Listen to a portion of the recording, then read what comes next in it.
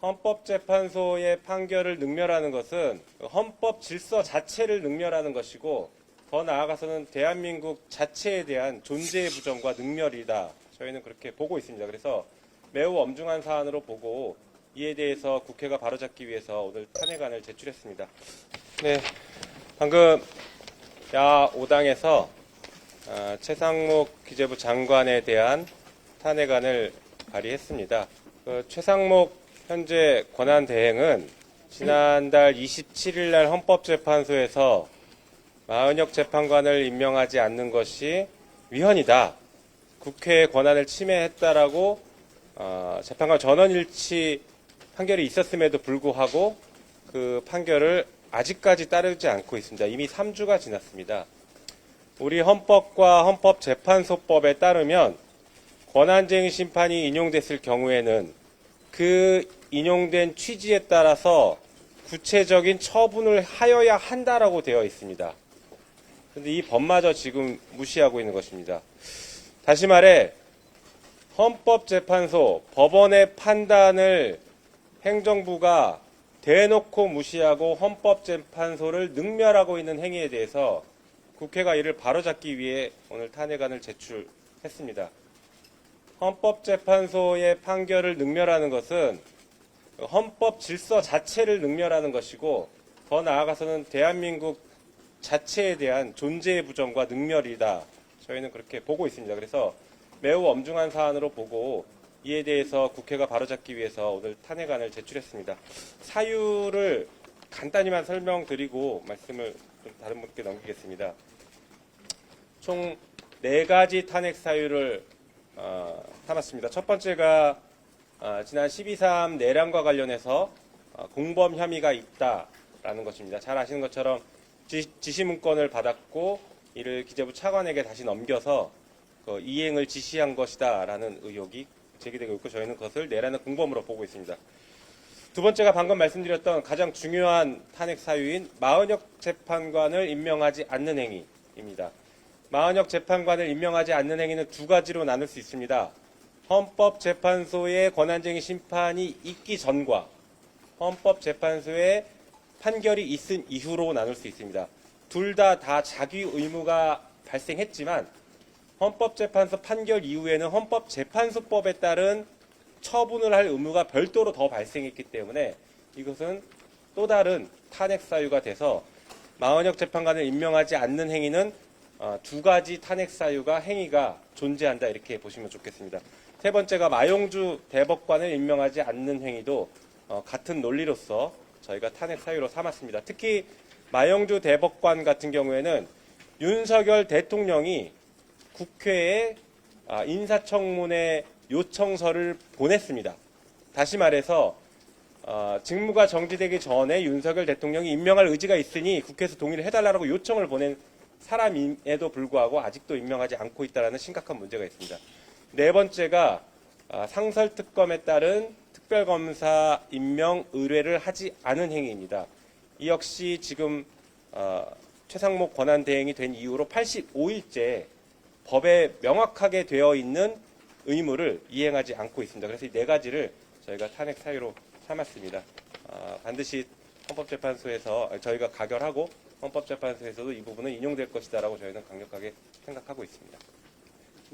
저희가 말 공개드릴게요. 네. 그러면 네.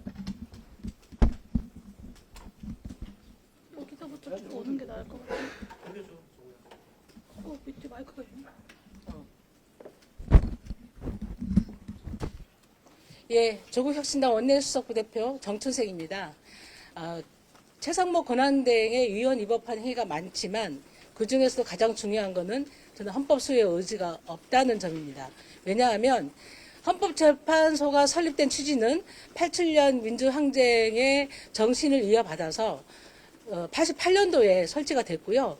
그 과정에서 국민의 인권과 대한민국 법질서를 제대로 지키기 위해서 상권 분립을 명확히 했거든요. 그래서 대통령이 지명하는 3명, 그리고 추천하는 3명, 국회가 선출하는 3명, 그리고 대법원장이 지명하는 3명. 이렇게 세 요소가 입법부, 사법부, 행정부가 다 추천을 해서 또는 선출을 해서 임명하는 방식인데 국회가 선출한 재판관에 대해서는 대통령이든 그 권한대행이든 임명을 하지 않을 그리고 그 부분에 대해서 평가할 권한이 없습니다. 그래서 국회가 선출하는 그 재판관의 인사청문 자료에도 보면 국회 선출안으로 돼 있어요.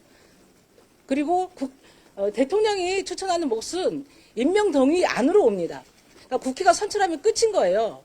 그러니까 임명장을 하는 거는 그 형식적인 절차입니다. 근데 그런 것을 무시하고 임명을 안 했고 그 부분에 대해서 헌법재판소가 임명하지 않는 부분에 대해서 위헌이다 결정을 했음에도 불구하고 그것을 임명을 이행해야 될 책무가 있음에도 불구하고 아직까지도 임명하지 않는 점은 굉장히 재판소 설립 취지도 안 맞고 대행으로서 헌법 수의 의지가 없다. 이렇게 굉장히 중대한 위헌 사유가 있기 때문에 우리는 야 5당이 공동으로 탄핵 소추안을 냈다라는 거고요. 늦었지만 우리가 국회가 할 일을 오늘 책무를 다하고 있다. 이렇게 말씀을 드리고 싶습니다.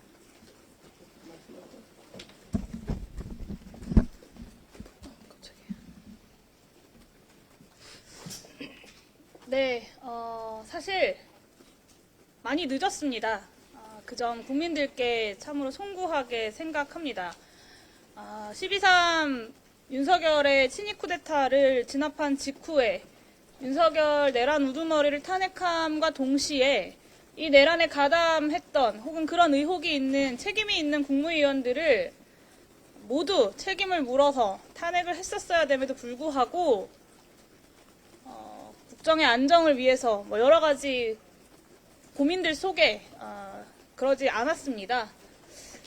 그 결과가 지금 이렇게 내란 세력들, 내란 부역자들이 준동하고 머리를 쳐들고 내란을 지금까지도 선동하고 내란 우두머리를 옹호하고 있는 결과로 나타났다는 점에 대해서 국회의원으로서 많은 깊은 책임감을 느낍니다. 지난 100여일에 가까운 시간 동안 권한대행 최상목이 하지 않은 일들과 한 일들이 있습니다. 근데 이 두 가지가요, 별로 다르지 않습니다. 공통점이 있습니다. 바로 내란 세력, 그리고 내란 우두머리 윤석열의 이익에 부합하는 그 목적 하나로 어떤 일은 하지 않고 어떤 일은 했다라는 점을 말씀드립니다. 헌법재판관, 대법관 임명을 하지 않았던 것 역시 내란 수계의 이해관계에 복무하기 위함이었고 수많은 거부권들을 남발하고 있는 것 역시 내란 세력과 내란 수계의 이해관계에 복무하고 있는 것이다. 그것이 동일하다라는 점을 좀 말씀드려야 할 것 같습니다. 늦었지만 지금이라도 여전히 내란 세력에게 충성을 다하고 있는 내란대행 최상목에 대한 탄핵안이 발의되게 되어서 다행이다라는 생각을 하고 또 국민들 앞에 많은 걱정하고 계실 텐데요. 국민들 앞에 당당하게 이 내란 세력의 청산까지 이어가겠다라는 약속을 드리면서 이 최상목에 대한 탄핵 반드시 가결시키겠다는 말씀 드리겠습니다. 네, 이상입니다.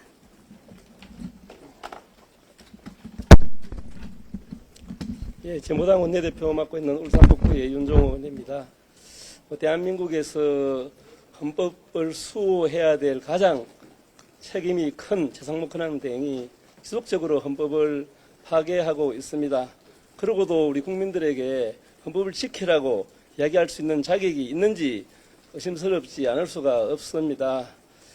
단지 많은 헌법재판관을 임명하지 않았을 뿐만 아니라 앞으로도 계속적으로 헌정질서를 파괴할 우려가 크기 때문에 탄핵소추안을 발의했다고 생각합니다. 이로 인한 모든 책임은 본인 당사자와 그를 지지하고 엄호한 국민의힘에게도 엄중한 책임이 있다고 생각합니다. 우리 진보당도 또 이 탄핵 사태가 마무리될 수 있도록 최선을 다하겠습니다. 예, 감사합니다.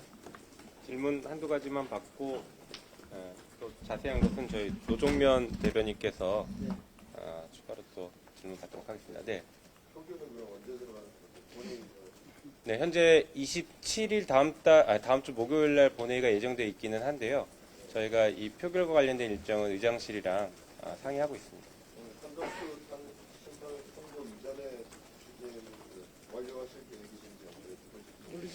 물리적으로는 어렵지 않을까요? 아무래도 다음 주 월요일에 선고이다 보니까. 네. 자, 다른 질문이 있으면 한두 가지만 더 받도록 하겠습니다. 노정면은 있습니다. 네. 보이시죠? 한두 개만 조금 더 받고. 여당에서는 경제 사령 사업을 이렇게 재무적 시킴으로써 경제 마비시키는 건 아니냐 이런 식으로 비판이 나왔는데 거기에 대해서 제가 먼저 시작할 말씀드리고. 네. 지금 대한민국 경제의 위기를 자초하고 불러온 사람이 오히려 최상목이라고 봅니다. 그래서 경제 사령탑이 아니라 경제를 망쳐왔던 사람이 아닌가 싶고요. 제일 중요한 것은 헌정 질서를 지킨다는 것입니다. 이것은 사실 한 번도 경험해보지 못한 일입니다. 과거 어떤 독재자도 법원의 판결을 대놓고 무시한 적이 없습니다. 법원의 판결을 대놓고 무시하는 최상목은 과거에 어떤 독재자도 하지 않은 짓을 하고 있는 것입니다. 이것에 대해서 헌정 질서를 수호해야 될 국회가 다른 것을 자고 우면할 필요가 없다라고 저희는 생각하고 있습니다. 이 부분을 좀 명확하게 지적하고 말씀드린 것처럼 경제 문제는 최상목이 오히려 더 망치고 있다는 것도 분명하게 말씀드립니다. 저희가 여러 번의 의총을 거치면서 충분히 당내 의견을 들었고 최종적으로는 당 지도부에게 위임을 했습니다. 그리고 당 지도부에서 최종적인 결정을 했습니다. 그래서 왜 지금이냐라기보다 사실은 조금 전에 말씀하신 것처럼 조금 늦었죠. 늦었지만 지금이라도 헌정 질서를 바로잡기 위해서 우리가 할 수 있는 일들은 한다라는 것을 좀 명확하게 말씀드리고 싶어서 지금 진행하는 것입니다. 의장실과 표결 관련 일정을 상의하고 있다고 말씀하셨는데 이미 잡힌 다음 주 목요일 본회의보다 더 앞당겨서 하는 것도 야당에서는 추진하시는 건가요? 저희는 그거 가능성도 열어두고 추진하겠습니다. 그러니까 지금도 경제부총리 그리고 기획재정부 장관으로서 행위이면서 거에 따른 직무들을 행한 위법 행위들을 저희가 탄핵하는 것이기 때문에요. 크게 바뀌지 않는다라고 생각합니다. 그러니까 지금 아마 전제가 한덕수 총리가 만약에 돌아온다라고는 권한대행이 아니지 않냐 이걸 전제로 질문하신 것 같은데 이미 저지른 행위에 대해서는 권한대행을 했던 것도 기재부 장관이었기 때문에 권한대행을 했습니다. 그래서 그 직무상의 범위에 다 포함되고 위법행위에 대해서는 여전히 탄핵이 가능합니다. 그래서 그 부분은 전혀 문제가 되지 않는다라고 저희는 보고 있습니다. 그리고 한편으로는 한덕수 총리에 대해서도 저희는 충분히 인용 가능성이 높은 상태다라고 현재 저희 이렇게 전망하고 있습니다. 네, 이 정도로 마치고 필요한 건 저희 노정면 대변인께서 더 말씀드리도록 하겠습니다. 네, 감사합니다.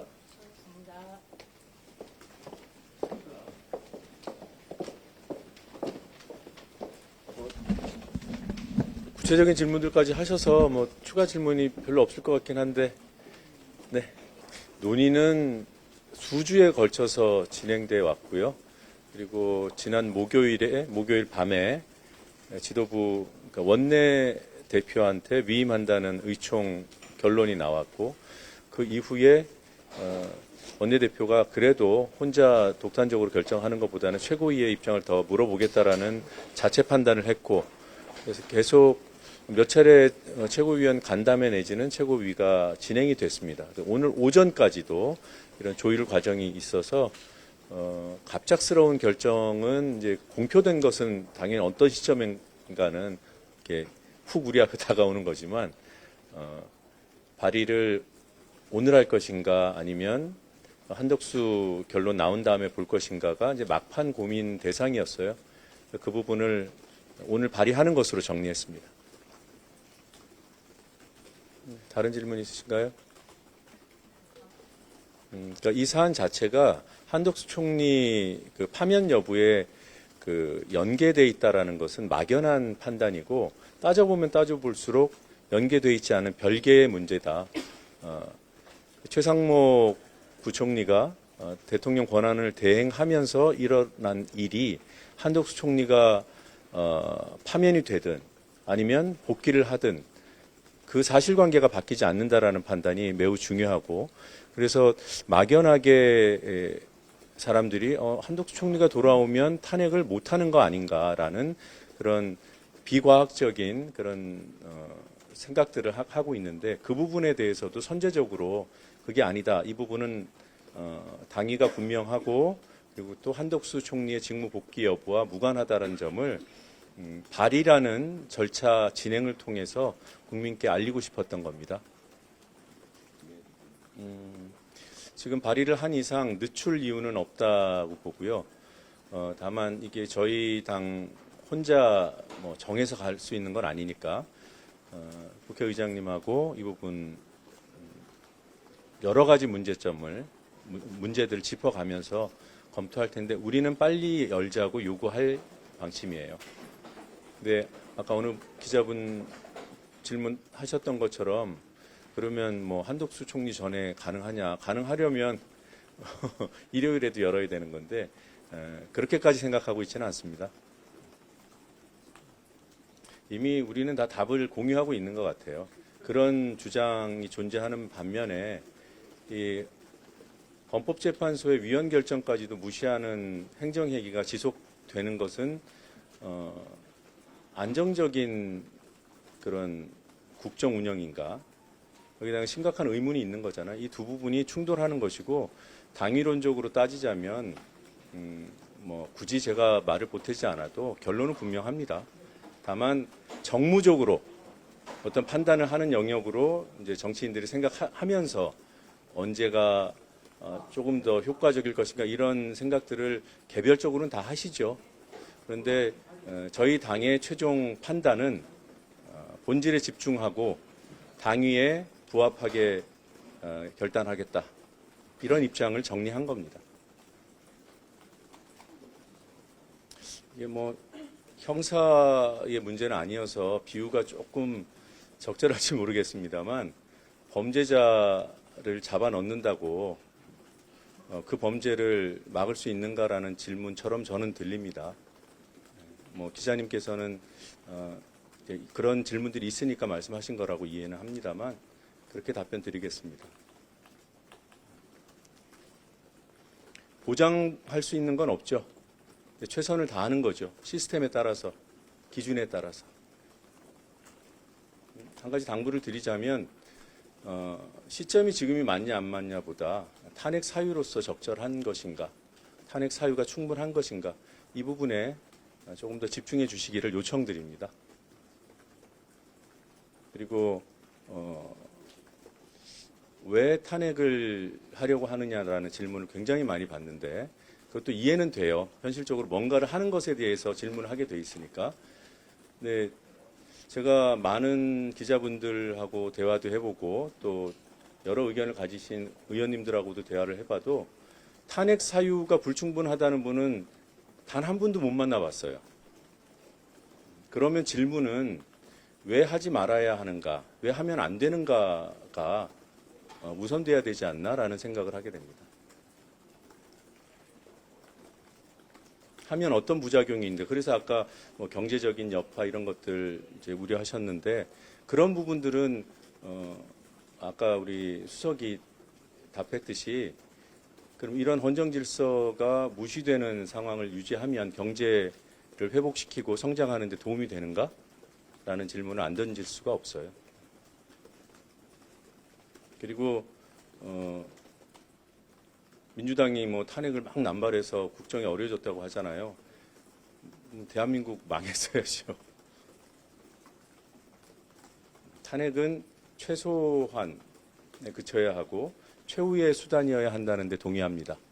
그래서 할 때마다 고민스러운 것이고요. 그래서 있는 그대로 탄핵의 횟수나 탄핵의 명분을 가지고 비판하는 것은 겸허히 수용할 수밖에 없습니다. 지금 뭐 29번의 줄탄핵을 얘기합니다만 누군가 그 숫자를 발의 기준으로 삼았던 것 같아요. 탄핵 보고 이루어지고 이제 절차가 진행된 것은 13번이고요. 그리고 그 가운데 내란이 발생한 이후가 8차례였습니다. 그리고 뭐 굳이 21대, 22대 나눈 것이 의미가 있는지는 모르겠는데 22대에서는 한 건을 했었고요. 근데 그것이 많다고 평가하는 것에 저희가 뭐 뭐라고 하겠습니까? 근데 그걸 29번으로 뻥튀기라고. 예를 들면 방통위원장 탄핵 추진한 것이 이동관 위원장 시절 때부터였잖아요. 그 다음에 김홍일, 그 다음에 그 부위원장 이 누구죠? 이상희 부위원장 그리고 이진숙 위원장이 이르기까지 그게 하나로 평가를 받을 것인지 4건으로 나눠서 볼 것인지 그건 이제 언론의 몫이겠습니다만 그런 이제 수치의 과장도 저희는 있다고 봐요. 문제는 횟수가 아니라 그 횟수 하나하나가 어떤 설득될 만한 공감할 만한 이유를 갖고 추진된 것인가.